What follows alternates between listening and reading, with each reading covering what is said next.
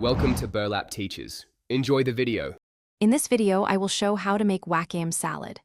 Rehydrate dried Wakame in cold water for about 10 minutes, then drain and squeeze gently to remove excess liquid. Combine with thinly sliced cucumber, shredded carrot, and a simple dressing of rice vinegar, soy sauce, sesame oil, and a pinch of sugar. Toss lightly to coat, let flavors meld for a few minutes, then serve chilled as a refreshing side. In this video, I will show how to make Wakame salad. Whisk rice vinegar, soy sauce, sesame oil, and a little sugar until smooth, then taste and adjust for balance. If you prefer heat, add a few drops of chili oil or a pinch of red pepper flakes. Toasted sesame seeds or a sprinkle of furicake add crunch and extra umami. Mix dressing with Wakame just before serving to keep texture crisp. In this video, I will show how to make Wakame salad.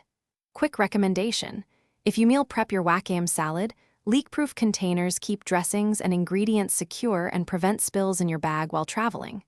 They stack neatly and make portioning effortless, so you grab a healthy side anytime. If you want to pick some up, check the description for the link and other deals. Now let's get back to the video. In this video, I will show how to make Wakame salad. Try variations like cucumber and carrot for crunch, or edamame and avocado for a more filling salad. Swap rice vinegar for ponzu, or add fresh ginger and a splash of citrus for brightness. For a seafood twist, fold in shredded crab or tuna. Keep Wakame as the star and adjust additions to taste so every bite stays balanced and fresh. Thanks for watching. Consider subscribing if this video helped you.